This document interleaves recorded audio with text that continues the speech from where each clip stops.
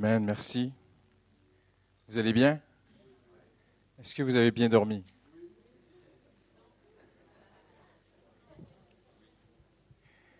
Quand j'étais pasteur de jeunes, on faisait beaucoup de colos, beaucoup de week-ends, et on avait l'habitude de demander aux jeunes combien ont dormi 8 heures, combien ont dormi 7 heures, 6 heures, 5 heures, 3 heures. Alors, je ne vais pas vous demander ça parce que vous allez me décourager. Donc, si vous voyez quelqu'un dormir à côté de vous, vous lui mettez un petit coup, vous lui dites non, non, non, là, c'est le temps de se réveiller, d'être dans la parole de Dieu. Amen. Alléluia. Tournez avec moi sans plus tarder dans l'évangile de Jean. Vous savez à quel point j'aime la parole de Dieu? Non, vous ne le savez pas encore. À quel point c'est important de venir dans la maison de Dieu avec la parole de Dieu. Donc j'ai confiance que vous avez une Bible. Amen.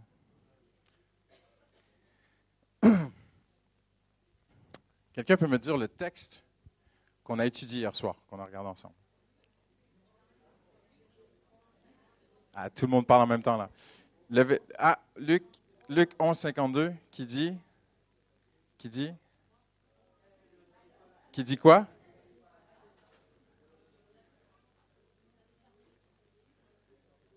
Voilà. Vous n'avez pas ouvert, vous n'y êtes pas rentré vous-même? OK.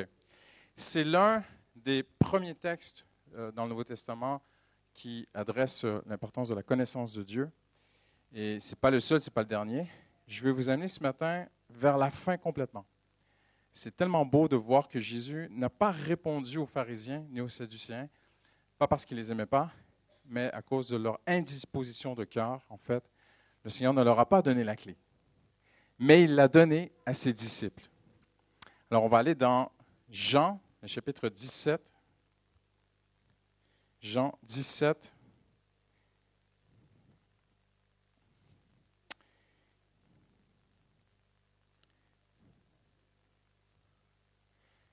Et je remercie le Seigneur d'avoir confirmé cette pensée sur mon cœur. Ce matin, on a prié ensemble dans un petit local derrière là. Et votre pasteur a piqué mes notes, en fait. Il a lu dans mes notes et il a fait une fausse prophétie. Non, je rigole.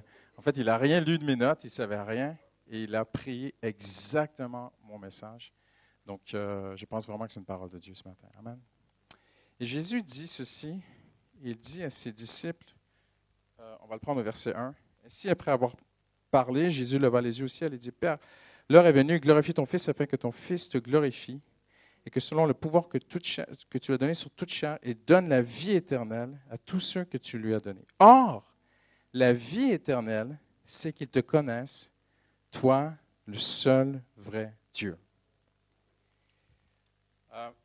Un des textes qui motive le plus mon service pour le Seigneur aujourd'hui dans tout ce que je fais, que ce soit en public ou en privé, c'est lorsque Jésus a dit « Ils connaîtront la vérité et la vérité les rendra libres ».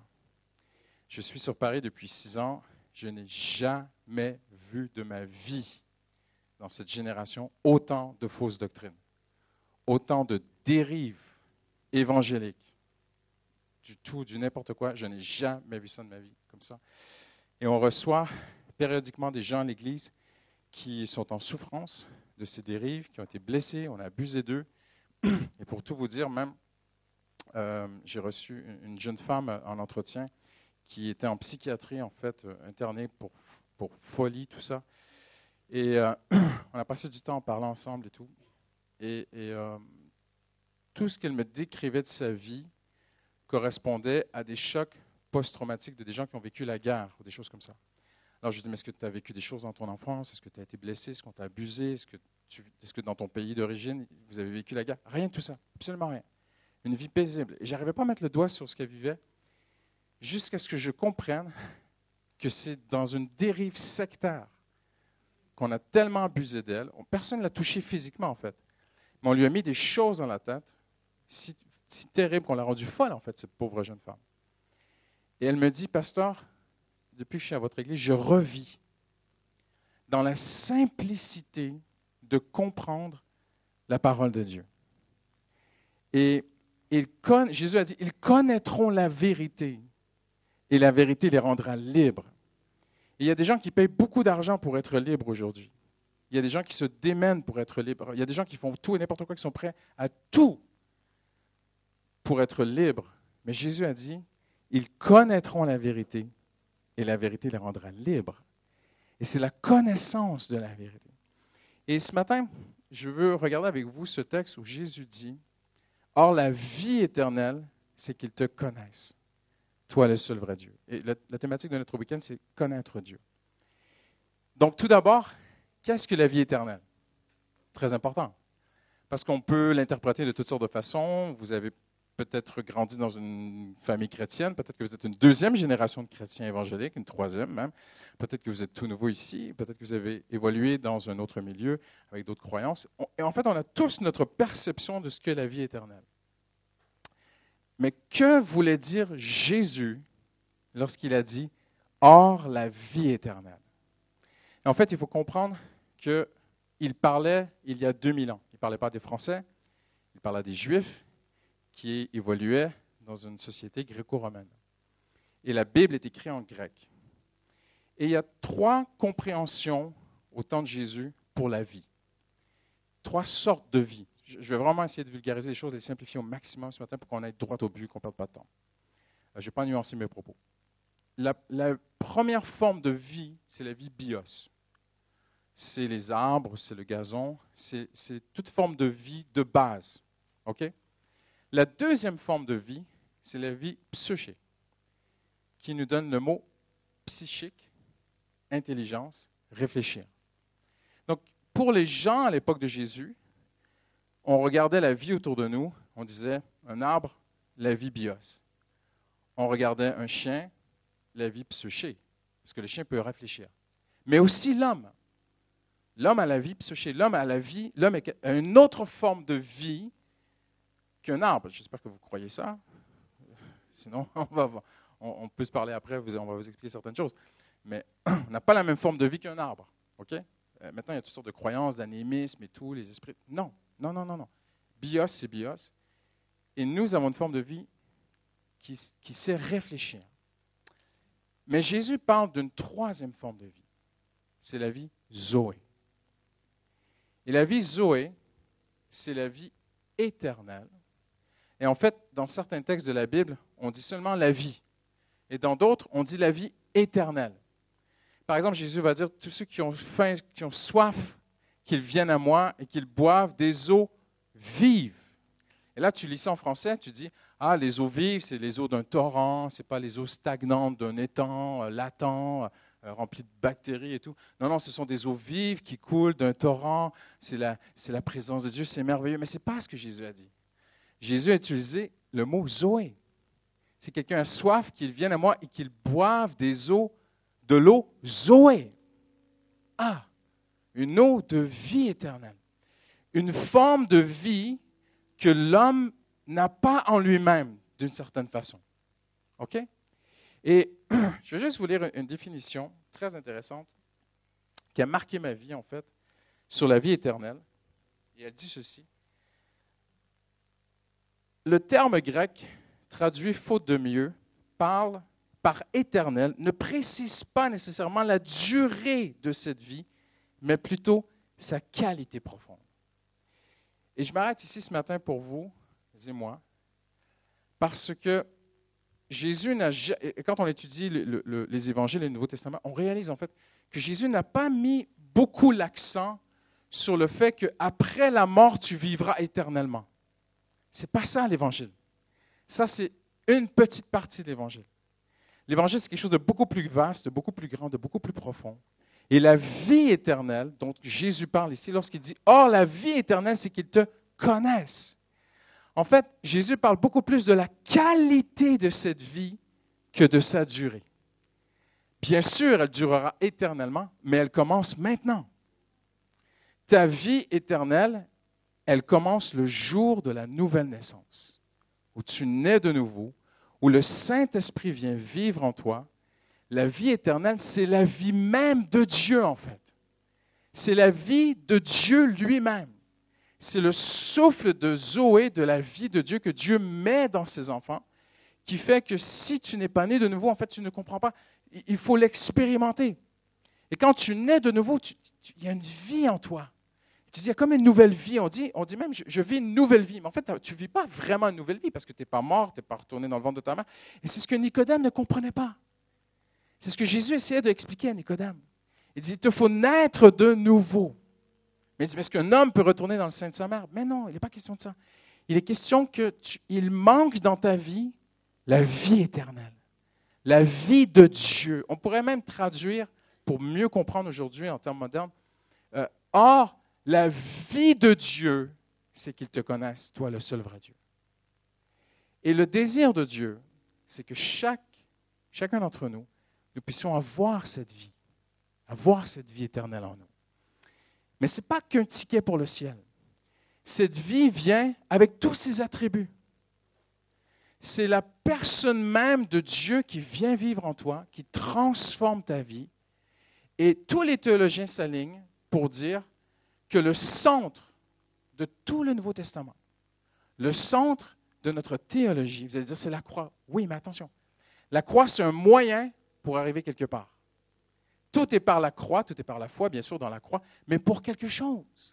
Et Paul le dit, le centre de la vie chrétienne, si je vis, Zoé, ce n'est plus moi qui vis, Zoé, c'est Christ qui vit en moi. La vie éternelle, Zoé, c'est Jésus qui vient vivre en moi. Il change mon caractère. C'est extraordinaire. J'étais impatient, je deviens patient. J'étais dur, je deviens doux. Et le Seigneur me change. Et ça, c'est la vie éternelle. Et Jésus dit, or, la vie éternelle, donc la vie de Dieu, c'est qu'il te connaisse, toi le seul vrai Dieu. Et Jésus pointe une vérité fondamentale ici sur la vie de Dieu, la vie éternelle, c'est qu'elle est dépendante d'une source. Elle n'est pas autonome, indépendante en elle-même. Vous n'êtes pas obligé d'être d'accord avec moi, mais si vous n'êtes pas d'accord, vous irez voir le Seigneur. Parce que c'est le Seigneur qui a créé la vie, et le Seigneur a voulu que toutes les formes de vie ne soient pas indépendantes en elles-mêmes. Tu déracines un arbre, il meurt. Mais pourtant, il a la vie. Mais sa vie est dépendante d'une source. Le soleil a besoin l'arbre a besoin du soleil, il va faire la photosynthèse, il a besoin d'aller chercher des nutriments dans la terre. Prenez un animal, un petit lapin là, qui va courir, je ne sais pas moi, un petit renard que vous allez voir. Il a la vie en lui. L'animal a la vie psyché, il a l'intelligence de réfléchir, cet animal. Mais il est dépendant. Tu prends le renard, tu lui fermes la bouche et tu l'empêches de respirer. En quelques instants, il meurt. Parce que Dieu l'a créé vivant, mais dépendant. Et Zoé n'est pas autre. Zoé aussi est une forme de vie dépendante. Aucun homme ne reçoit la vie éternelle et puis après, il devient indépendant en lui-même, il n'a plus besoin de rien. Non. Il y a une dépendance pour garder et faire grandir la vie éternelle. Je vais vous le prouver bibliquement. Parce que Jésus dit qu'il y a seulement 2 personnes dans l'univers qui ont le pouvoir de donner la vie éternelle. Le Père, le Fils, bien sûr, le Saint-Esprit. Mais Jésus, en fait, est en train de dire, il n'y a que moi. Il dit, tout ce qui est au Père est à moi, en fait. On ne va pas rentrer dans toutes les nuances de la Trinité ce matin, vous comprenez bien. Mais Jésus est en train d'expliquer que seul Dieu est indépendant. Seul Dieu est la source de la vie.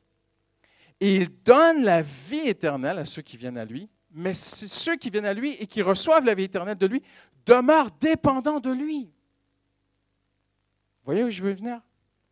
Alors Jésus dit, or la vie éternelle, la vie de Dieu, c'est qu'il te connaisse, toi, le seul vrai Dieu. Donc la vie éternelle est dépendante d'une chose, connaître Dieu.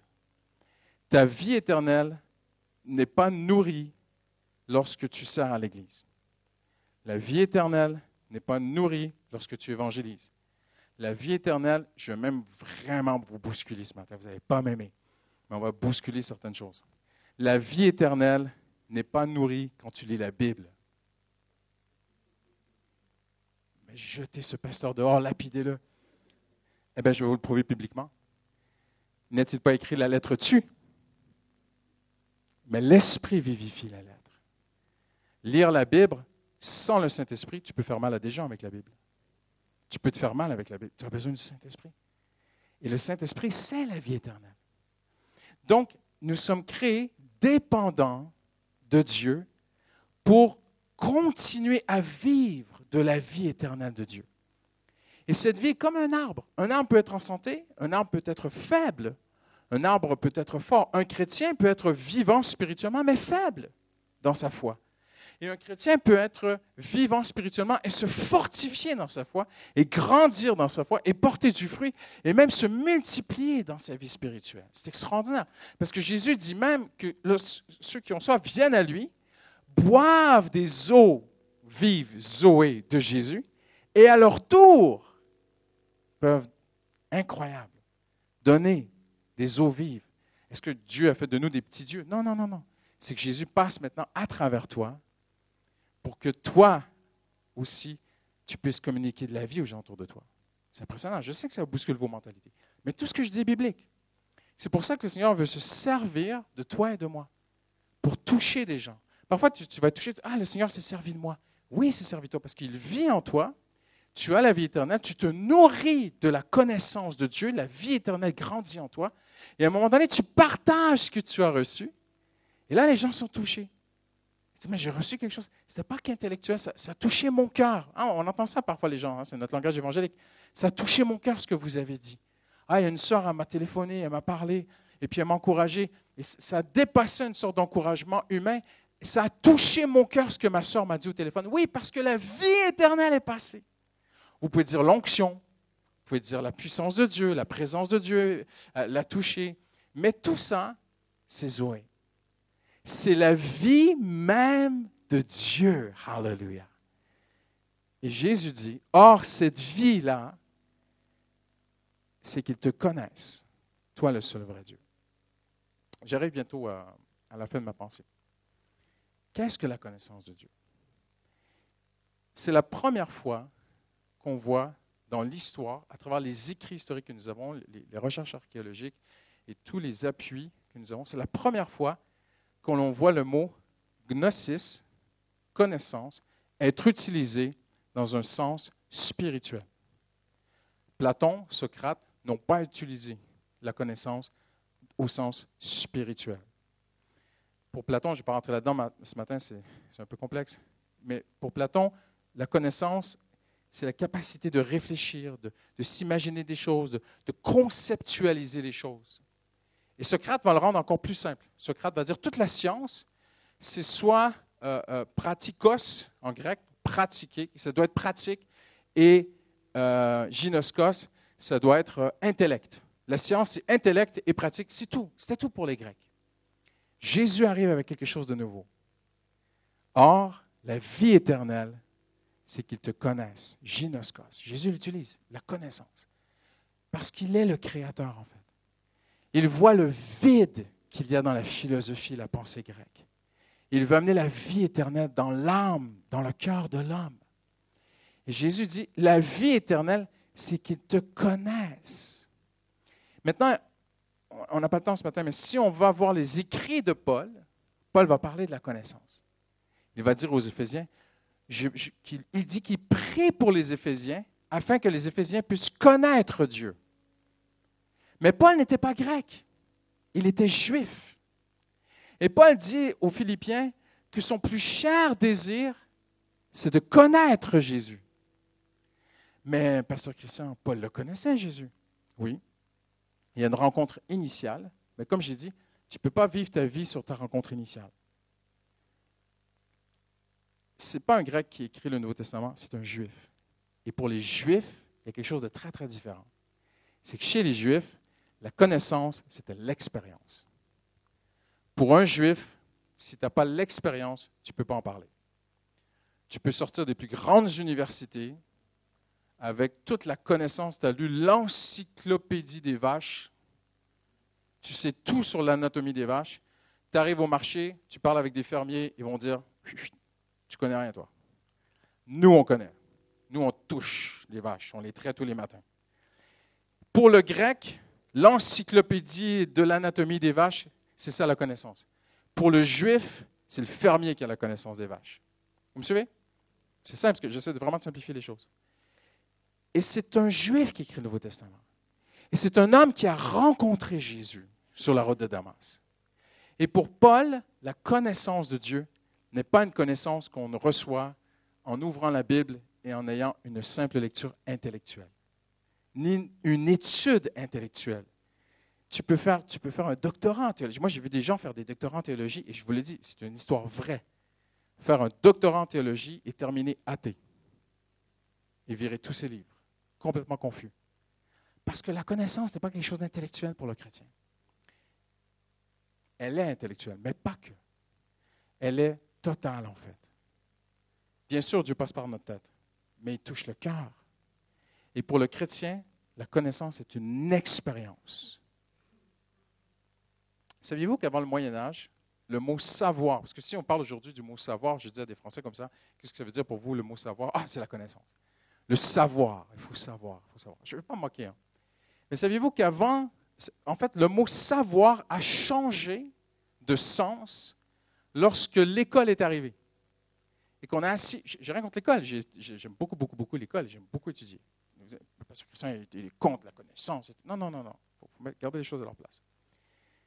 En fait, le mot a changé parce qu'on a amené des livres, on a amené les gens à penser, à réfléchir, ce qui est très, très bien. J'ai rien contre ça. Il y a de très, très bonnes choses là-dedans.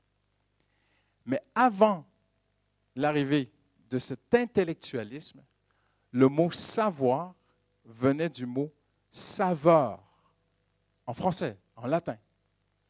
Pour le français, à l'époque, si tu n'as pas goûté, tu ne sais pas. Ça vous rappelle un psaume? Goûtez combien l'Éternel est bon. Pour Dieu, la connaissance intellectuelle, elle est importante, mais elle a ses limites. Pour Dieu, il faut que tu expérimentes plus que la lecture d'un livre. Il faut que tu expérimentes Dieu. Dieu lui-même, la personne de Dieu. C'est comme ça qu'on devient chrétien. Il est impossible de devenir un enfant de Dieu sans rencontrer Dieu. C'est une expérience spirituelle. Tu rencontres Dieu, tu peux lui fermer ton cœur. Moi, j'ai vu des gens rencontrer Dieu, lui fermer leur cœur. J'ai vu ça. Mais j'ai vu des gens rencontrer Dieu dans une grande simplicité, dans une grande intimité, parfois même seul à la maison, une rencontre avec Dieu, sans faste, sans beaucoup d'émotions, mais une vraie rencontre avec Dieu. Ils ouvrent leur cœur et Dieu vient dans leur vie. Ils commencent à expérimenter Dieu. Donc, revois ce que je te dis ce matin en terminant. Or, la vie éternelle, la vie de Dieu lui-même, c'est qu'il te connaisse. On va le changer ce matin. Or, la vie de Dieu, c'est qu'il t'expérimente, toi, le seul vrai Dieu. Ils connaîtront la vérité et la vérité les rendra libres. Ils expérimenteront la vérité. Alléluia. Ah, j'aime mon Jésus. Ils expérimenteront la vérité et la vérité les rendra libres. Amen. Tout ça parce que Dieu veut que tu sois heureuse. Dieu veut que tu sois heureux. C'est la volonté de Dieu que tu sois comblé, vraiment comblé. Mais pourquoi?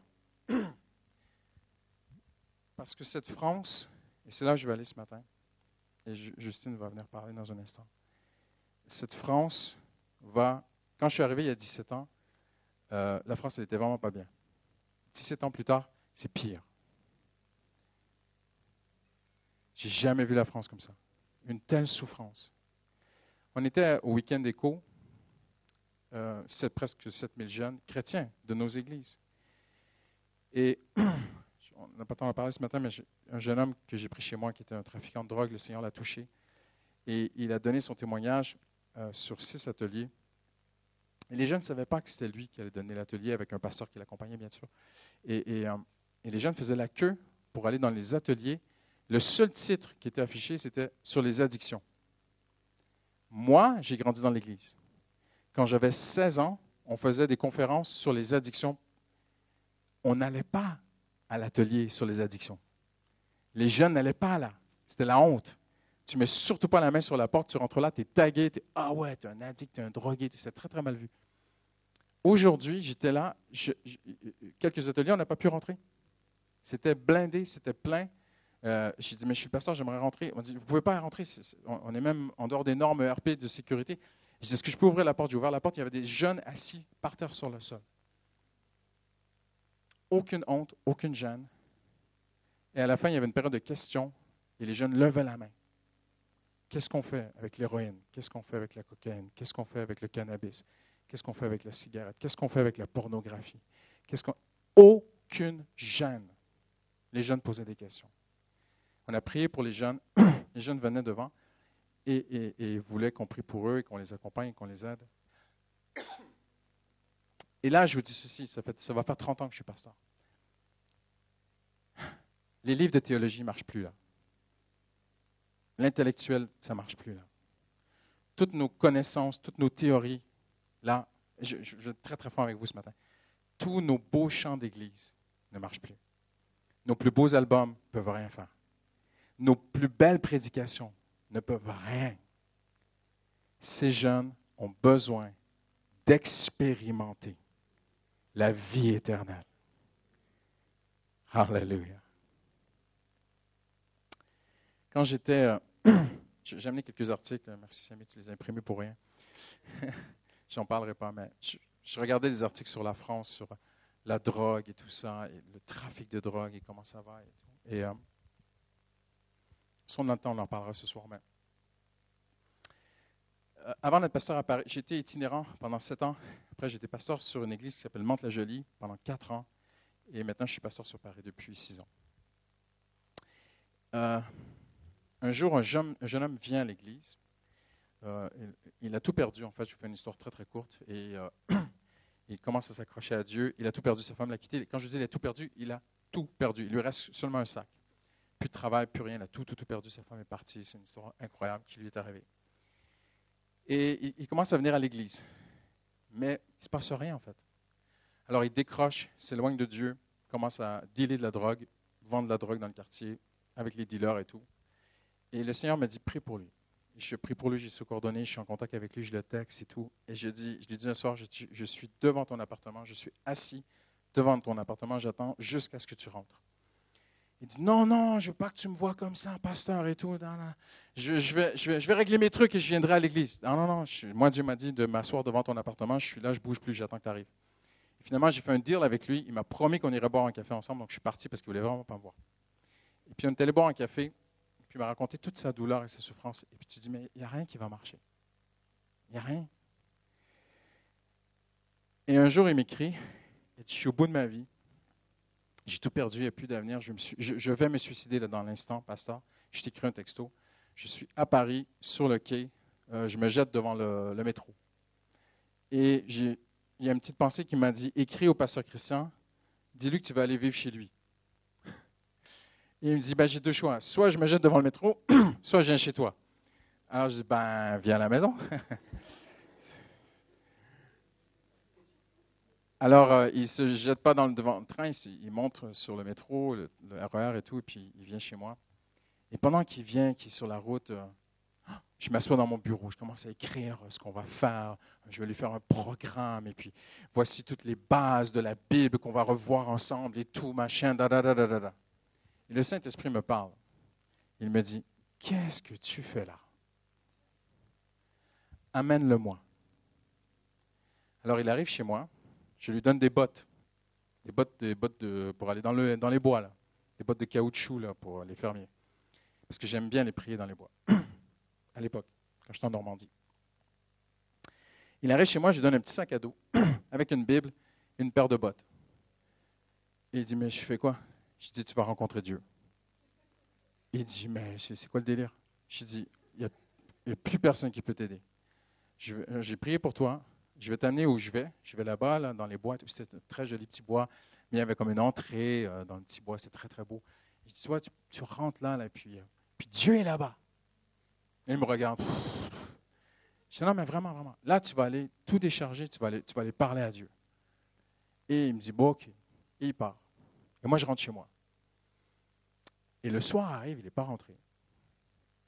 Et le soleil se couche. Et ma fille me dit, papa, Mathieu, et là, je commence à paniquer.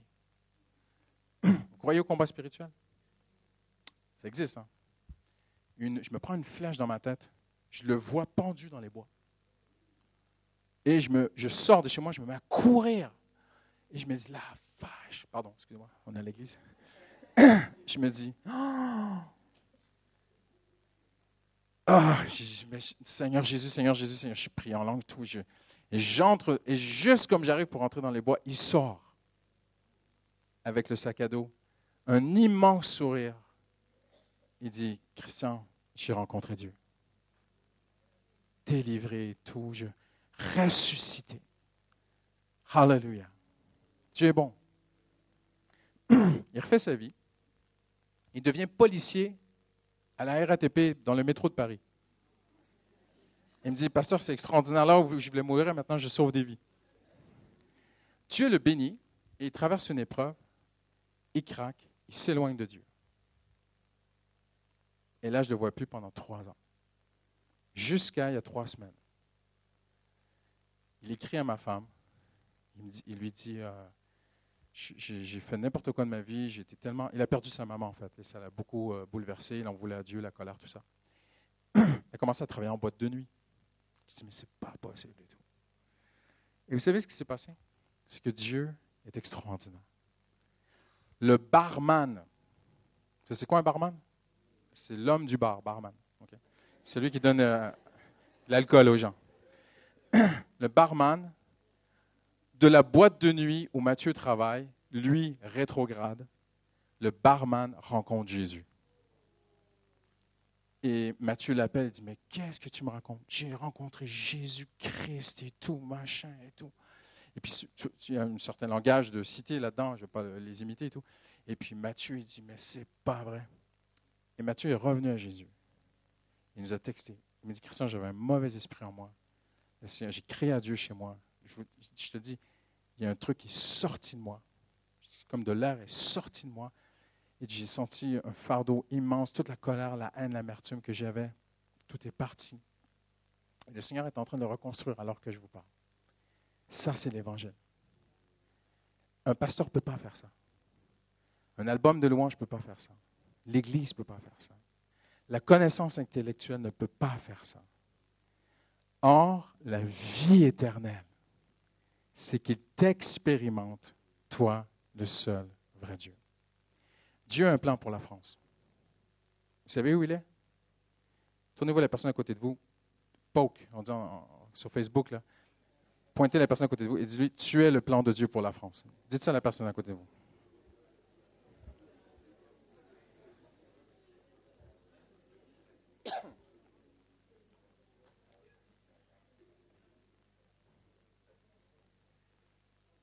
J'ai raison ou j'ai raison? Le Seigneur a un plan pour la France. Un plan. Ce sont des personnes qui se nourrissent de la vie éternelle. Hallelujah. Et qui la partagent autour d'eux. Dans une grande simplicité. C'est tout. You ready?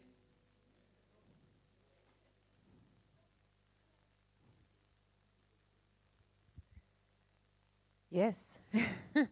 Bonjour. Ouais. Connaître Dieu personnellement. À vrai dire, un des slogans de notre ministère depuis qu'on a un groupe de jeunes au Canada, c'était le connaître pour le faire connaître. Plus le connaître pour le faire connaître. Et moi, j'ai réalisé dans ma vie, si j'ai à essayer de mesurer, de savoir si je connais Dieu réellement, vous savez comment je sais que je connais Dieu? Eh bien, à vrai dire, je sais que je connais Dieu plus que comment dire, je vais essayer de bien l'exprimer, mais je le connais à la mesure que je suis au même diapason de son cœur. De connaître Dieu, c'est de chercher à connaître son cœur. Et son cœur, il est où? Il est auprès des pécheurs. La passion de Dieu, c'est les âmes, c'est les pécheurs. c'est les mauvais, c'est les bons pécheurs et les mauvais pécheurs. Et son amour, je dis ça parce qu'il y en a qui disent, ah oui, il y a des bons pécheurs, oui, il y en a qui ont l'air tout bien, tout tiré à quatre épingles, tout, et il y en a d'autres qu'on se dit, oh lui, c'est un mauvais pécheur. Leur péché peut-être se voit de plus loin, mais il y a des bons et des mauvais pécheurs, nous sommes tous pécheurs. Et puis, je me rends compte d'une chose, c'est que souvent dans notre monde évangélique, on se dit, je veux connaître Dieu. Oui, mais connaître Dieu, pourquoi au juste? Pour toi être béni, toi être changé, toi être transformé, ou pour que Dieu justement passe au travers toi, pour que des vies soient touchées, pour que des vies soient transformées. Dieu veut transmettre son cœur et il le fait. Et vous savez comment il va le faire? Il va le faire au travers l'intercession.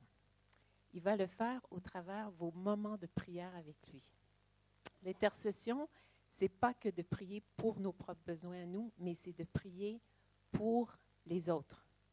L'intercession, c'est de venir et c'est de dire, Seigneur, donne-moi ton cœur. Et je vous garantis que Dieu, si vous lui demandez ça, il va répandre son amour dans votre cœur pour les autres. Moi, j'ai vécu une expérience, c'est que lorsque Christian a pris l'Église à Paris, il y a 6 ans, c'est une église assez conséquente, il y a beaucoup de gens et tout ça, et voilà, il y a 3 campus, il y avait beaucoup de choses à faire. Et je me suis retrouvée dans notre petit séjour, on était en appartement, et je me suis dit, Seigneur, c'est beau tout ça, là, les 3 campus, les prédications partout, la grosse équipe et tout. Mais moi, Seigneur, je veux toucher à une âme de près. Je veux pas juste apporter la parole comme ça et après m'en aller chez moi. Je veux pas que ça soit de la théorie, je veux que ça soit du vécu. Et je me souviens, je me suis retrouvée à faire un peu la prière que Anne a fait. Et Anne a dit, donne-moi un fils ou donne-moi un enfant, sinon je meurs. Et c'est ce que j'ai prié. J'ai dit, Seigneur, me voici, envoie-moi, donne-moi une âme. Et Dieu nous a donné une âme. Peut-être qu'on en parlera plus tard. Je crois que certains d'entre vous, vous avez déjà lu son livre. Mais c'est Thomas qui est arrivé à la maison, ce gangster. Et laissez-moi vous dire, parfois, on veut plus connaître Dieu. Vous savez comment vous allez plus connaître Dieu? En vous occupant d'une âme. En vous occupant justement d'une personne que vous vous dites, « Waouh, c'est impossible, je ne peux pas l'aider, je ne peux pas le changer. » Et ça va vous propulser justement à genoux, ça va vous propulser à intercéder et vous allez recevoir une foi et vous allez recevoir une connaissance de Dieu extraordinaire. Et ça va être un vécu juste, oui, extraordinaire. Et je juste, concernant, attends une minute, on prie souvent cette prière, on dit souvent, Seigneur, je veux plus de toi. On l'a même prié ensemble, on était dans la pièce blanche, là, puis on disait, Seigneur, je veux plus de toi. Et le Seigneur me disait, est-ce que vous réalisez que de vouloir plus de moi, c'est de vouloir plus des âmes? Seigneur, je veux m'approcher de toi. Est-ce que tu réalises que de s'approcher de Dieu, c'est de s'approcher du pécheur? Parce que Jésus a dit, ce que tu feras au plus petit d'entre les tiens, c'est à moi que tu vas le faire. Il y a une façon de pouvoir voir les autres autour de nous, puis on s'en parlait, moi et Christian, parce que sur Paris, préparez-vous, il y a beaucoup d'incivilité. Et puis, des fois, c'est dur et c'est tout le monde, me, myself and I, on se pousse, voilà, il y a beaucoup de gens. Et on peut avoir soit un regard humain sur les gens, ou on peut aussi avoir un regard divin, un regard spirituel. Et juste en chemin, justement, quand on est venu ici, quand on a pris le train, justement, on s'est assis dans le wagon et tout à coup, je dis, waouh, ça sent le shit, mais à fond. Donc, et sur le coup, on se dit, ouais, c'est qui là, ça nous dérange, on n'aime pas l'odeur, on n'est pas censé, on n'a pas le droit. Et je suis descendue, je me suis dit, je vais quand même aller trouver une personne responsable dans le train pour essayer de régler le problème. Et il y avait un jeune qui est là, qui est sorti des WC, et il était complètement explosé. Et finalement, il y a quelqu'un qui est arrivé, un responsable du train et tout. Et finalement, quand je suis remontée, le gars, il était dans le même wagon que nous. Et là, j'ai dit, Seigneur, non, je ne veux pas un regard humain, je veux ton regard divin. Je veux voir plus loin que le shit. Il y a quelque chose qui se passe. Je l'ai bien dit, OK. je ne vais pas faire d'erreur. Mais je veux voir plus loin. Je veux que tu me donnes ton cœur, Seigneur. Je veux te connaître. C'est de chercher à connaître ce jeune homme-là. C'est de chercher à connaître sa souffrance. Seigneur, je veux avoir ton cœur. Et ce qui est beau, c'est que quand on est sorti, il est sorti rapidement, justement, pour prendre une petite puff ou deux. Il en avait besoin. Et Christian a pu s'approcher de lui et juste lui parler, lui dire combien Dieu l'aime. Mais moi, je veux juste vous dire, comment je dirais, la situation de l'Église en ce moment est beaucoup Jésus pour moi. Je veux te connaître, je veux que tu me répondes, je veux que tu me fasses du bien. Mais sachez que Dieu, oui, veut vous faire du bien, mais il veut vous faire du bien pour aller, pour donner, pour transmettre. Et comme Christian dit, le plan de Dieu pour ce week-end, c'est pas juste pour vous, mais c'est parce qu'il y a toute une génération, il y a tout un peuple, il y a des gens qui n'attendent que ça. Et nous, souvent, on complique les choses. On se dit, je vais faire 3 ans d'école biblique, je vais faire un atelier sur l'évangélisation, on va faire des mimes, des pièces de théâtre, et là, les âmes vont être touchées. Non, des fois, c'est dans une grande simplicité. Tu vois le mec qui est là, peut-être, nous, c'est le RER, le métro. Combien de fois, le Seigneur, je sais quand je suis près de Dieu, je sais quand je connais Dieu. Pourquoi? Parce que mon cœur se met à vibrer pour ce qui est son obsession à lui. L'obsession de Dieu, c'est la poursuite des âmes. Et quand ta poursuite devient son obsession, laisse-moi te dire, là, tu peux dire, ouais, je sais que je suis plus près de Dieu. Je sais que je connais plus Dieu. Et combien de fois le Seigneur, parfois, m'a interpellée dans le train. Je vois des gens, souvent, je me dis, Seigneur, je veux pas attendre, utilise-moi quand je vais aller à tel endroit. Non, tous les jours. Me voici, envoie-moi. Là où je suis, dans mon travail, quand je fais mon shopping, partout. Et souvent, les plus grandes touches de Dieu que j'ai pu recevoir, c'est en plein dans mon quotidien. C'était pas à l'église, c'était pas dans une colo. Merci Jésus pour les colos. J'y crois, je viens, je suis là. Mais il y a une vie qui est tellement plus extraordinaire. Une vie où Jésus, dans notre quotidien, se manifeste. Parce que Jésus était lui-même, quand vous lisez les évangiles, il se manifestait dans le quotidien. Il a appelé Pierre quand il était dans sa barque en train de travailler. Il a appelé Matthieu quand il est allé le voir à l'hôtel des impôts. Toutes ces choses-là dans le quotidien. Et je veux juste vous inviter à ce week-end à connaître Dieu, à avoir cette vie. C'est de aussi se dire, c'est de connaître Dieu, c'est de recevoir cette vie, mais aussi dans la mesure pour les autres.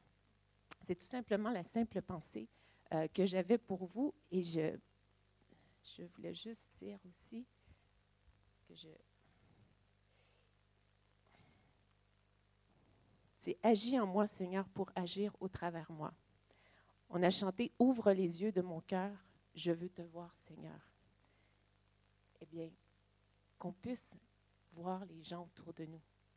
Vraiment, vraiment, c'est ça le cœur de Dieu que moi, je voulais vous partager. Et je pense que si vous demandez à Dieu, Seigneur, par où commencer? Faire quoi? Parfois, c'est juste tellement simple. Parfois, on est là, on voit quelqu'un, priez pour cette personne. Parfois, Dieu va vous demander de juste aller lui dire, Jésus vous aime. Parfois, je vous donne 2-3 exemples. Ça vous dit? Oui? OK. Je suis allée faire du shopping. Ma fille était pour se marier, je suis la maman de la mariée, je dois m'acheter une robe et je fais du shopping. Et pendant que j'essaie une robe ou deux, Dieu me touche pour la femme qui me sert dans la boutique. Et je me suis dit, Seigneur, comment je vais m'y prendre? Alors, je passe à la caisse et tout, et je lui dis, je ne sais pas pourquoi, mais j'ai dit, voilà, j'aimerais vous dire quelque chose, ça peut sembler un peu bizarre, donc elle me regarde. J'ai dit, vous savez, je crois en Dieu.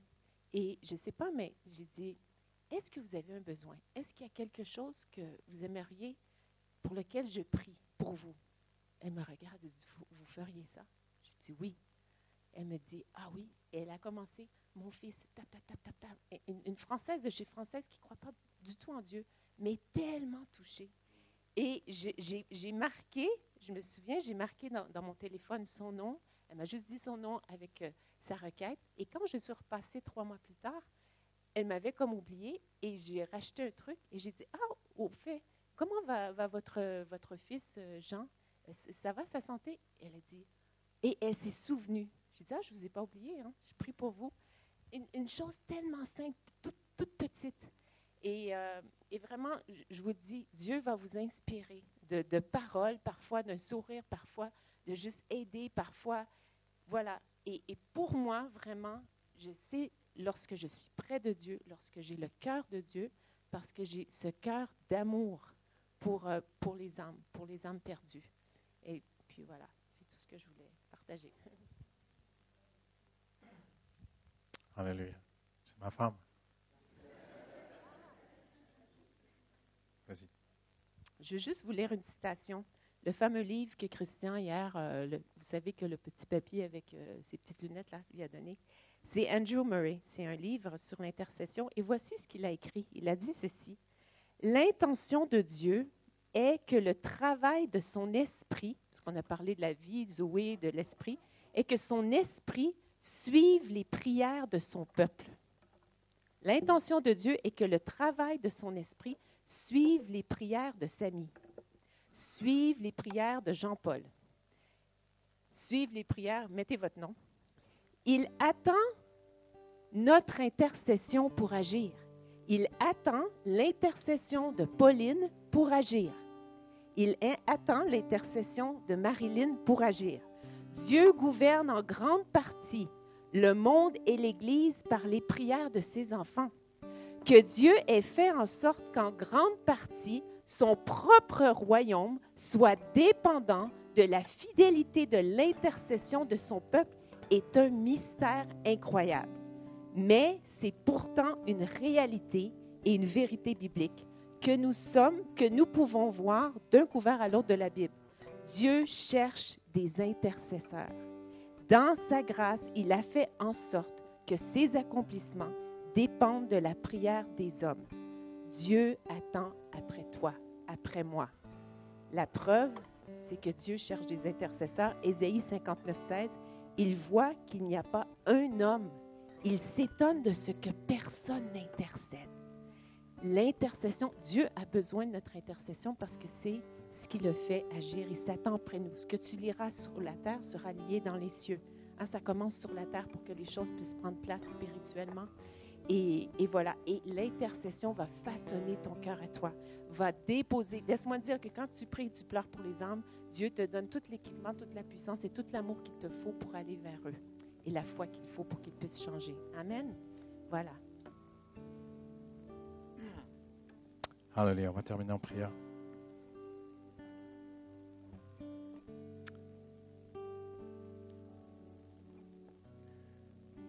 À travers tous les témoignages qu'on vous a partagés, il n'y a jamais eu en nous un désir quelconque de se mettre en avant, mais de vous montrer que Dieu utilise des choses faibles. Amen. Et que Dieu peut se servir et veut se servir de toi. Alléluia. Vous savez c'est quoi faire un appel? Faire un appel comme ça, comme on va faire là maintenant, c'est une chose très précise en fait.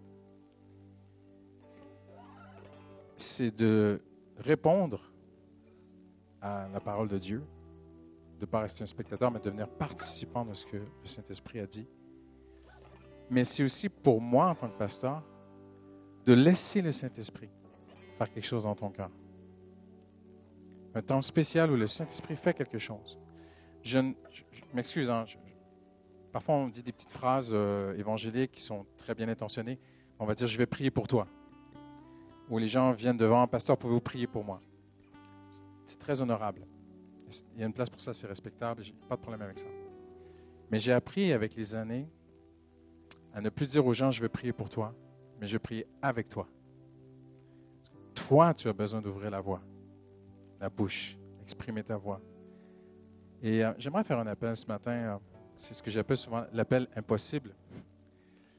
J'aimerais prier pour quelqu'un qui est ici aujourd'hui, qui est timide, réservé, introverti. Et tu dis, moi, y aller? Ah non. Et en fait, c'est l'appel impossible parce que c'est de demander à quelqu'un de timide de s'exposer en public devant tout le monde. Mais le Saint-Esprit sait faire son œuvre. Et je veux parler à ton cœur aujourd'hui. Je veux dire quelque chose, je veux juste le dire par obéissance. Le Saint-Esprit va t'envoyer dans des endroits où tu n'aurais jamais imaginé aller. Jamais, jamais, jamais. Justine nous a parlé de Thomas. il y a 3 ans, on est allé visiter sa famille.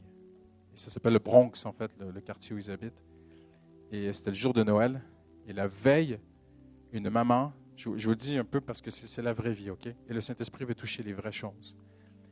La veille, une mère, la voisine en fait, a poignardé son enfant à mort, croyant que le diable était dans son enfant. Et ça fait la une du Parisien partout dans Paris. Et le 25 décembre, on était là, nous. Et ce qui m'a touché, c'est que ce jeune homme, Thomas, que Jésus a touché en fait, n'a pas hésité une seconde pour aller sur la scène de crime le lendemain, voir la famille, les proches, les gens endeuillés et leur parler de l'amour de Jésus. Et il n'y a pas cette peur parce qu'il y a l'amour en fait. Et je vous dis des vraies choses. Il y a 3 semaines, il m'appelle comme ça, il était là-bas, il dit « Christian, prie pour moi. » Ça tire à la Kalachnikov en bas là, ce soir. Et je dis « Waouh! » Mais il y a un amour que Dieu a mis en lui. Et le Seigneur veut t'amener à des endroits. Tu dis, moi, je ne vais pas aller où il y a des Kalachnikovs. Je ne sais pas où Dieu va t'amener. Mais le Seigneur veut te toucher ce matin. Amen. De façon particulière. Il va te conduire à des endroits. Peut-être que le Seigneur va t'amener à l'autre bout du monde, je ne sais pas. Moi. Ou peut-être que tu vas rester là où tu es, mais quelque chose de nouveau va sortir de ta vie pour aider les gens autour de toi à les amener à Jésus. Là, on va baisser la tête. Fermer les yeux en prière, en recueillement ce matin. Hallelujah. Et s'il y a cette timidité dans ta vie, une sorte de gêne, de timidité, j'aimerais juste prier pour toi ce matin. Tu dis, moi, je ne saurais pas faire ça. Moi, je ne saurais pas aller parler. Moi, je n'ai pas ce qu'il faut. Je ne sais même pas comment parler. En fait, je n'ai pas besoin de lutter avec toi. Je sais que le Saint-Esprit déjà est en train de parler. Et je vais juste te demander d'obéir. Juste de te lever, de venir devant. On va prier avec toi. Et le Seigneur va mettre quelque chose sur ta vie. Et tu vas être... une grande joie qui va venir. Mais il faut d'abord reconnaître, Seigneur, je suis une personne timide. Je suis une personne introvertie. J'ai de la difficulté à aller vers. Aide-moi, Seigneur. Et je veux t'encourager, puisque la personne qui porte le micro aujourd'hui est une personne timide de nature. Et si le Seigneur l'a fait pour moi, il va le faire pour toi. Mais il faut que tu le reconnaisses. Moi, j'ai reconnu dans ma vie. Alors, je vais te demander, même si tu dis, je veux vraiment que ça change dans ma vie, ça veut dire que tu ne regardes même pas si quelqu'un se lève, en fait. Tu n'attends pas. Tu dis, même si c'est que moi, j'y vais. Et je vais te demander comme un geste, comme un pas de foi, comme une marche de foi. Et il y a quelque chose qui va se passer alors que tu vas marcher. Tu vas marcher jusqu'ici devant. Comme si tu marches vers un nouveau jour. Et tu dis, Seigneur, je veux que tu m'aides avec ma timidité, avec ma gêne. Je veux que tu te serves de moi. Je veux que tu fasses de moi un homme, une femme brave, Seigneur. Courageuse, courageux. Quelqu'un qui va parler pour toi. Hallelujah. Je vais vous inviter à venir vraiment remplissez le devant de la scène. Venez devant. Sur les côtés. Hallelujah. Ici.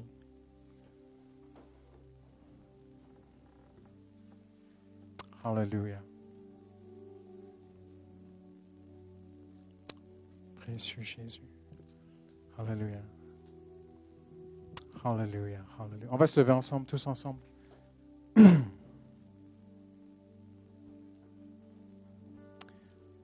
Fais juste lever tes mains vers le Seigneur Jésus, comme un abandon, comme un petit enfant.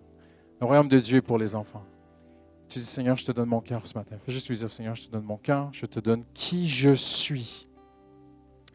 Qui je suis, comme je suis, tel que je suis, je te le donne, Seigneur Jésus, ce matin. Dis-le au Seigneur. Hallelujah. Hallelujah. Commence à prier, commence à chercher la face de Dieu maintenant. Hallelujah. Parle au Seigneur Jésus. C'est difficile, il y a la timidité qui peut être là, mais parle au Seigneur Jésus ce matin. Hallelujah. Hallelujah. Dis-lui, Seigneur, sers-toi de moi, Seigneur. Sers-toi de moi, Seigneur. Hallelujah. Remplis-moi, Saint-Esprit, ce matin. Hallelujah. Tous ceux qui sont baptisés du Saint-Esprit, commencez à prier en langue ce matin. Hallelujah. Hallelujah. Hallelujah. Hallelujah. Hallelujah. Hallelujah. Hallelujah. Lève ton cœur vers le Seigneur. Lève ta voix vers le Seigneur. Ne reste pas muet devant Dieu. Hallelujah. Hallelujah. Que tous ceux qui respirent loue l'Éternel ce matin. Hallelujah.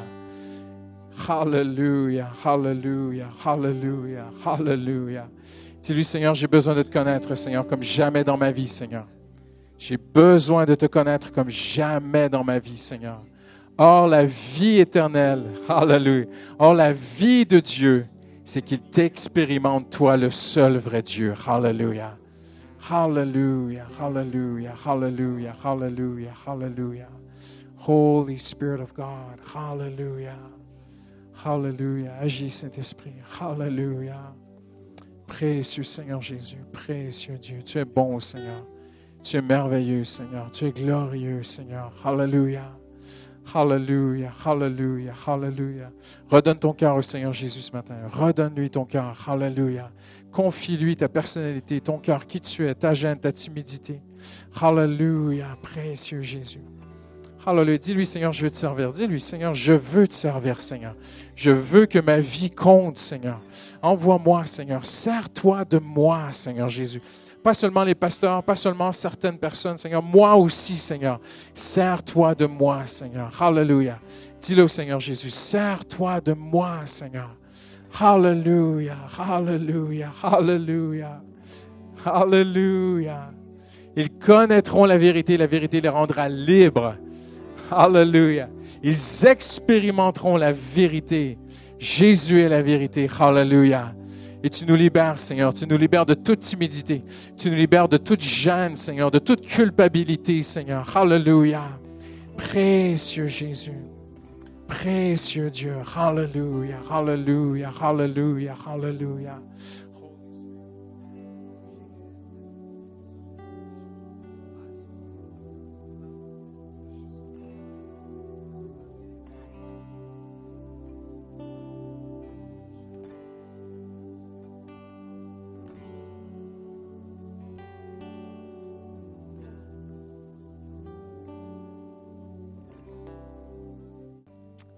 Alléluia. On va faire quelque chose de particulier. C'est écrit que ce qu'on va demander, le Seigneur, ce qu'on demande, on va le recevoir. Amen. Et on va demander au Seigneur qu'il nous donne son cœur pour les âmes. C'est quelque chose qu'on a besoin. Vous savez, l'Église, ma maison sera appelée une maison de prière. Donc, on va prier ensemble. On va prier ensemble pour l'extérieur, pour les gens de l'extérieur. Et on va prier ensemble, c'est une prière que moi je fais régulièrement. Je me dis, Seigneur, fais-moi rencontrer ma Samaritaine. Qu'est-ce que Jésus a dit lorsqu'il a rencontré la Samaritaine? Lorsque les disciples sont venus, ils ont dit, on t'a apporté à manger. Et Jésus a dit, j'ai mangé d'une autre nourriture. Vous savez, il y a quelque chose d'extraordinaire lorsqu'on s'occupe d'une âme, lorsqu'on prie pour une âme, lorsqu'on voit une âme venir à Jésus.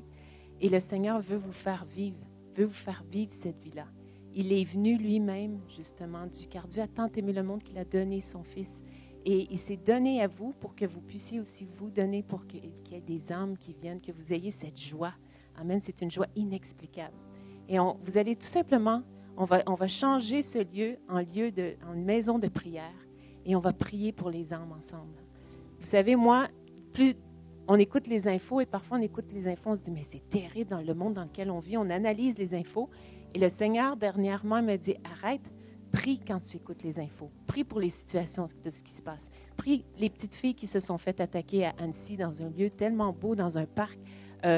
Justement, les jeunes qui ont tiré avec des kalachnikovs à Valence, toutes ces choses-là. Prie. Prie, fais pas juste qu'écouter, fais pas juste que t'informer, fais pas juste qu'analyser, mais prie parce qu'au travail, je veux agir, amen. Donc, on va prier, on va dire, Seigneur, donne-moi ton cœur. Je ne sais pas comment avoir ce cœur, mais déverse-le en moi et Dieu va le faire, amen. Donc, on va élever notre bouche, ouvrez votre bouche, élevez votre voix et on va se tourner vers le Seigneur ensemble. Alléluia, alléluia, Seigneur Jésus. Alléluia, alléluia, alléluia, alléluia. Jésus, donne-nous ton cœur, ô Dieu. Donne-nous ton cœur, ô Dieu, Seigneur. Donne-nous, Seigneur éternel, viens, Seigneur, déverser ta passion, cet amour parfait qui bannit la crainte. Seigneur éternel, alors que nous sommes dans un monde de peur, dans un monde de crainte, Seigneur, nous te demandons, viens déverser en nous ton amour, Seigneur Jésus. Viens déverser en nous, Seigneur, ton cœur pour les âmes, Seigneur éternel. Nous voulons te prier pour Aix, Seigneur Jésus. Nous voulons te prier, Seigneur, pour cet endroit où tu nous as placés, Seigneur. Tu connais, Seigneur Jésus, les gens, Seigneur, à Aix. Tu, Seigneur, entends les discussions dans les appartements, Seigneur.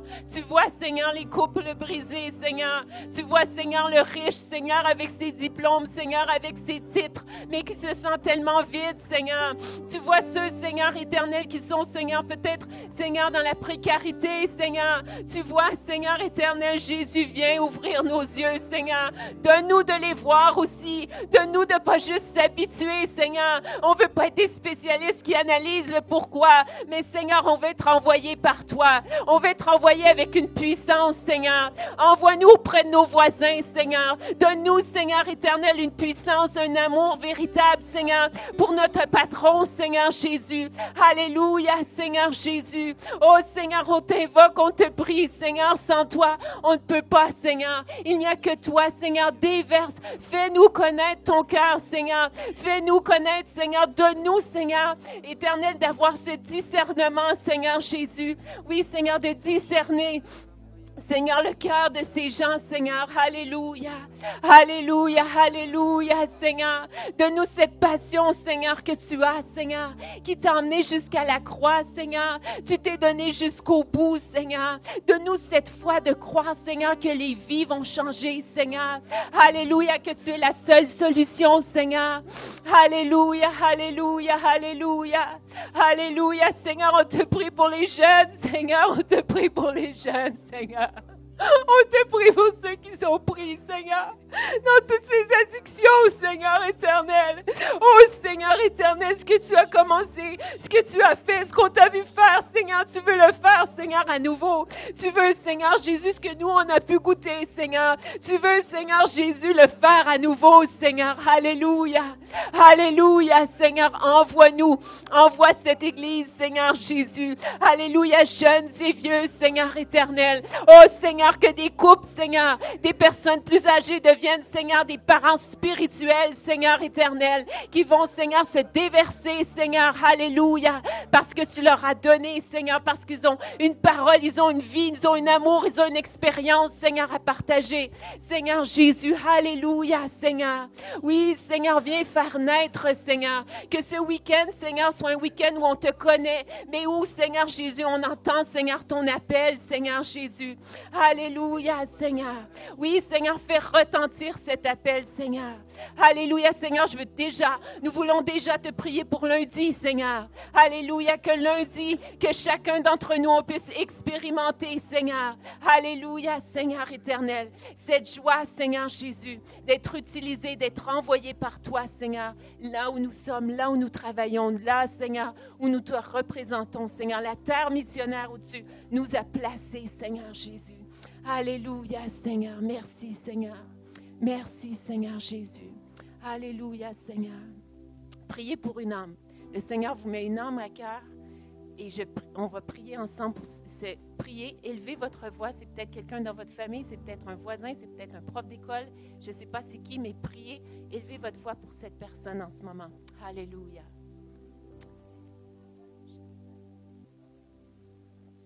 Alléluia, Seigneur. Et Seigneur, on veut te prier, Seigneur, pour ce mari, Seigneur, pour cet homme qui est loin de Dieu, Seigneur, qui est là-bas, Seigneur, qui est violent, Seigneur. On veut, Seigneur, donne-nous la foi, Seigneur. Tu veux, Seigneur éternel, soulager notre sœur. Tu veux, Seigneur, la guérir. Tu veux la mettre au large. Mais, Seigneur, nous prions un dépôt de foi peut-être dans son cœur. Nous remettons, Seigneur, cet homme entre tes mains, Seigneur. Seigneur, tu résistes à l'orgueilleux, mais tu fais grâce aux humbles. Alors, on prie, Seigneur, emmène-le au bout de lui-même, Seigneur Jésus, afin, Seigneur éternel, qu'il plie les genoux, Seigneur, afin qu'il s'humilie devant toi, Seigneur, pour qu'il puisse recevoir tes grâces, pour qu'il puisse être enfin libéré et lui aussi heureux, Seigneur éternel. Alléluia, Seigneur, nous te prions, Seigneur, pour eux, Seigneur Jésus. Quoi que ce soit l'issue, Seigneur, de comment les choses vont se faire, éternel, Seigneur, nous voulons voir, Seigneur, son âme, Seigneur, son éternité, Seigneur Jésus. Alléluia, Seigneur, nous te prions, Seigneur Jésus. Alléluia. Seigneur, nous voulons te prier pour toutes les femmes dans cette Église dont les conjoints ne sont pas chrétiens, Seigneur. Pour tous les hommes, Seigneur, dont leur conjointe n'est pas chrétienne, Seigneur. Alléluia. Fais d'eux, Seigneur, des épîtres vivants lus, Seigneur Jésus. Remplis-les, Seigneur, de ton amour, Seigneur. Alléluia. Viens toucher, Seigneur, leurs conjoints. Alléluia. Poursuis-les avec la belle pensée de l'éternité. Convainc-les de jugement, de justice et de péché. Montre-leur que tu as tout payé à la croix. Alléluia. Alléluia, Seigneur, et qu'il y a une nouvelle vie en toi. Oui, Seigneur, attire-les à toi. Rends-les, Seigneur, qu'ils puissent, Seigneur, commencer à te chercher, Seigneur. Donne-leur un cœur qui te cherche. Nul ne cherche Dieu. Alléluia. Mais tu t'es fait connaître à celui qui ne te cherchait même pas. Alors, Seigneur éternel, on s'attend à toi. On s'attend, Seigneur, qu'il puisse y avoir des témoignages dans cette Église d'hommes et de femmes, de conjoints et de conjointes qui se convertissent, Seigneur. Alléluia, Seigneur. Merci, Seigneur Jésus. Alléluia, Jésus. Alléluia, alléluia, alléluia, alléluia. Seigneur, tu es bon, Seigneur. Tu dis dans le psaume 119, verset 68, que tu es bon et bienfaisant. Tu es bon et tu fais de bonnes choses, Seigneur. Seigneur, ton cœur se réjouit quand tes enfants viennent à toi. Quand ils se tournent vers toi, Seigneur, tels qu'ils sont, Seigneur, dans une grande simplicité, qui ne mettent pas leur foi dans qui ils sont, mais sur la croix, le sang de Jésus. Alléluia. Et Seigneur, on te remercie ce matin, Seigneur. Alléluia, pour la vie éternelle. La vie éternelle, c'est d'expérimenter ta présence, Seigneur. Alléluia. Même par la foi, Seigneur, nous expérimentons ta présence. Ta présence, ce n'est pas une question de sentiment, d'émotion. Tu n'es pas dans le sentimentalisme, Seigneur. C'est quelque chose de beaucoup plus profond que les émotions et les sentiments, la présence de Dieu. C'est ton esprit qui vit dans notre esprit, Seigneur, avec nous, Seigneur. Alléluia. Et Seigneur, tu dis, le juste vivra par la foi, Seigneur. Alors, Seigneur, nous voulons te dire merci pour ces instants privilégiés, Seigneur. Privilégiés, Seigneur. Seigneur, il y a quelque temps, j'étais en Chine et je rencontrais des chrétiens qui se cachent pour prier, qui mettent des matelas sur la porte de leur appartement pour avoir la liberté d'élever la voix vers Dieu sans se faire dénoncer par leurs voisins, Seigneur. Seigneur, nous sommes ici aujourd'hui et nous avons cette liberté sans aucun danger, Seigneur. Seigneur, nous ne voulons pas la prendre pour acquise, Seigneur. Alléluia. Seigneur, un pasteur m'appelait de Tunisie la semaine dernière pour prier pour eux. Un pasteur se faisait arrêter par la police et non plus cette liberté, Seigneur. Et Seigneur, nous avons cette liberté de te célébrer, d'exprimer notre foi, alléluia, ce matin, Seigneur. Et c'est ce qu'on veut faire. Combien veulent juste exprimer leur reconnaissance à Dieu ce matin? Dieu entend ta prière ce matin. Tu es libre de célébrer ton Dieu ce matin. Avant qu'on aille déjeuner ensemble, prends cette liberté juste pour exprimer ta joie, exprimer ta foi ce matin. Seigneur, tu as reçu ma vie ce matin, Seigneur. Tu as pris ma vie, Seigneur. Tu as pris mon cœur, Seigneur. Tu as pris ma situation, Seigneur. Alléluia. Et Seigneur, je crois en toi, Seigneur. Je crois pour la suite, Seigneur. Le juste vivra par la foi. Alléluia. Seigneur, j'exprime ma foi ce matin, Seigneur. Je proclame ma foi en toi, Seigneur.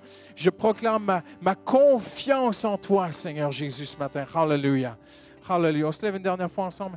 Est-ce qu'on peut juste célébrer Jésus avant de passer au déjeuner? Alléluia. Dans la joie de la foi en Jésus. Alléluia.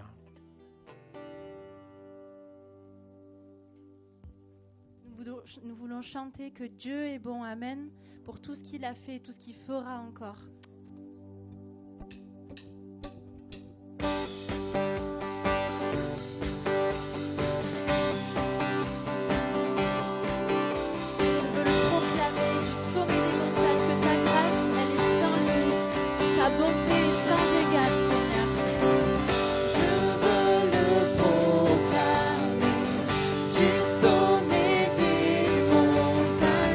Ta grâce est sans limite.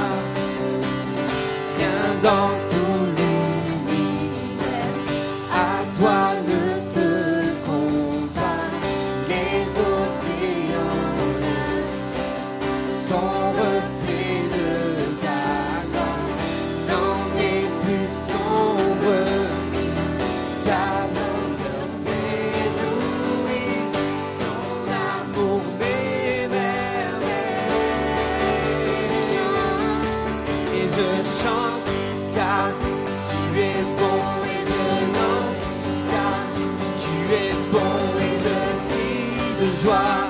Tu es bon pour moi.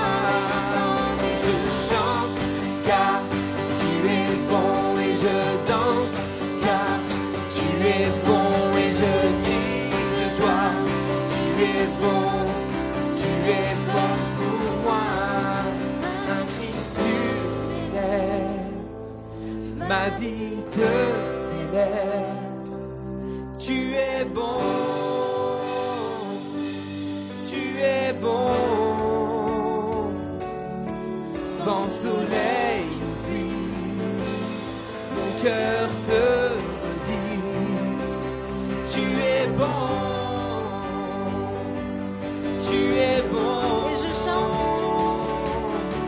et je chante, car tu es bon et je danse, car tu es bon et je crie de joie. Tu es bon pour moi. Et je chante, car tu es bon et je danse, car tu es bon et je crie de joie.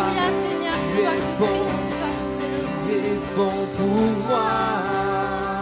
Alléluia, c'est toi que nous acclamons, c'est toi que nous glorifions, Seigneur. Nos cœurs sont émerveillés, Jésus. Amen. Nos cœurs sont dans la joie, Seigneur, de ta présence. Amen. Amen. Merci Seigneur pour ces moments. Juste avant que Justine et Christian présentent leur livre, j'avais juste une pensée à vous partager. Quand en fait vous êtes venus, là, tous ceux qui sont devant, quand vous vous êtes approchés sur le devant, il y a un mot qui m'est venu, c'était l'armée. Et en fait, vous êtes une armée. Vous êtes l'armée de qui? De quoi? Vous êtes l'armée du roi. On le chantait à l'époque, hein, nous sommes l'armée du roi. Et c'est une armée, mais pourquoi? En fait, c'est une armée qui est là pour libérer les captifs. Et vous allez libérer les captifs. Vous allez libérer les captifs, tous ceux qui sont captifs du péché, captifs de la pornographie, captifs des drogues, captifs de tout. Vous avez le pouvoir en Jésus de libérer les captifs. Alléluia. Et c'était juste cette pensée que je voulais vous partager avec le Saint-Esprit qui est en vous, avec Jésus qui est en vous. Vous avez la vérité et la vérité les affranchira au nom de Jésus. Amen. Soyez richement bénis. Nous sommes l'armée du roi. Amen. Vous le croyez? Nous sommes l'armée du roi, l'armée du Seigneur. Amen.